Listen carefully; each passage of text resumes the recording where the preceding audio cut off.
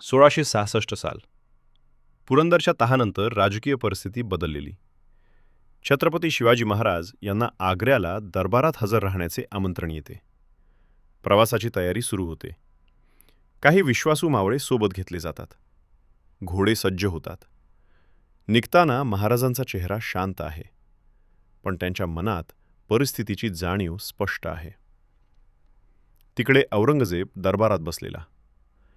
त्याच्या चेहऱ्यावर थंड भाव.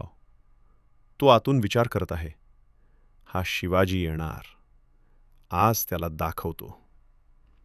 एक सैनिक येतो आणि सांगतो, शिवाजी आग्र्यात पोहोचले.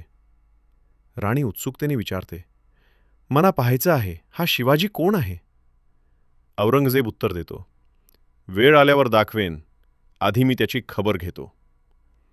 तो हळूहळू दरबाराकडे चालू लागतो. दरबार सजलेला आहे. सैनिक दोन्ही बाजूंना उभे. सरदार ओळीने उभे. शिवाजी महाराज आपल्या लहान मुलगा संभाजीसोबत दरबारात प्रवेश करतात. संभाजी आजूबाजूला पाहतात. त्यांच्या चेहऱ्यावर कुतूहल आहे. दरबारात कुजबूज सुरू होते. औरंगजेब आणि शिवाजी महाराज एकमेकांसमोर उभे. क्षणभर दोघं एकमेकांकडे पाहतात. औरंगजेब म्हणतो, तुझे मत मांड. महाराज शांत पण ठाम आवाजात बोलायला सुरुवात करतात. ते आपले मुद्दे मांडतात. पण औरंगजेब समाधानी नाही. त्याचा चेहरा बदलतो. वाद वाढतो. दोघांच्या आवाजात कडकपणा येतो.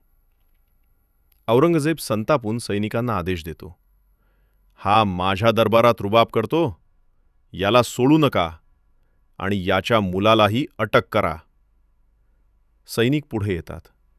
संभाजी थोडे मागे सरकतात. महाराज शांतपणे त्यांचा हात धरतात. दोघांनाही ताब्यात घेतलं जातं. दरबारात शांतता पसरते. तिकडे किल्ल्यावर जिजामाता वाट पाहत आहेत. त्या अधूनमधून दरवाजाकडे पाहतात. एक मावळा घाईघाईने येतो. घोड्यावरून उतरतो. तो बातमी सांगतो, महाराजांना आणि संभाजी महाराजांना अटक झाली आहे. जिजामातांच्या चेहऱ्यावर दुःख स्पष्ट दिसतं. त्यांच्या डोळ्यात पाणी येतं. पण त्या लगेच स्वतःला सावरतात. त्या संतापाने म्हणतात, जा, आग्र्याकडे निघा. का अटक झाली ते शोधा.